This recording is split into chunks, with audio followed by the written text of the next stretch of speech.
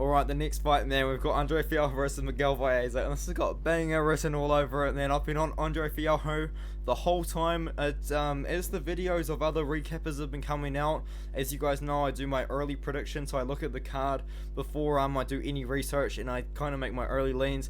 I was on Andre Fialho then, and I'm still on Andre Fialho now. I'm picking him to win as the underdog here, and Andre Fialho, as I said, man, in that early recap video, or early look video, my man Andre has truly been on a crazy win streak before he ran into Miguel Baeza on like 4 days notice.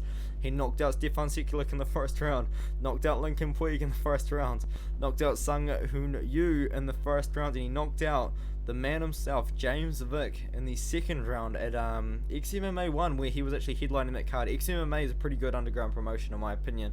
But now let's talk about it, bro. I think that Andre Fialho is gonna bring it to Miguel Baeza. Miguel Baeza in his last couple of fights, yes, he's lost, so it seems like maybe a lot of people kind of jumping off the hype train. I did pick Miguel Baeza to win against Santiago Ponzinibbio, but I picked him to lose against Chaos Williams, and I'm picking him to lose against Andre Fialho here. Yeah, he's losing, but what he's doing is he's showing pretty bad striking defense, and Andre Fialho has pretty good striking defense. He's got definitely a lot better striking defense than Miguel Baeza, and Andre Fialho won that first round pretty convincingly against Miguel Baeza on very short notice on a pay-per-view card where there's a big crowd in attendance. So his nerves would have been running high, and he's fighting a guy that is borderline top 15 in the welterweight division right now. And he looked good. He looked good in the first round. He did gas, but that's because he took the fight in like 4 days notice, man. Miguel Baeza, I think that he's getting hit a lot.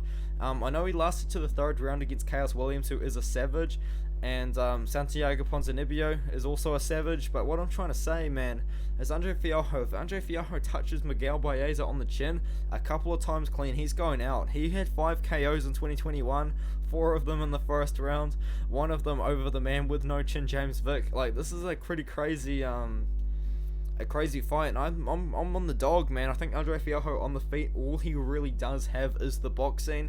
He does have a ground game if it really needs to come to it, but I would give the ground game to Miguel Baeza, who does actually have some jiu-jitsu if it needs to be there. But 2 big gyms fighting each other, Sanford MMA and MMA Masters.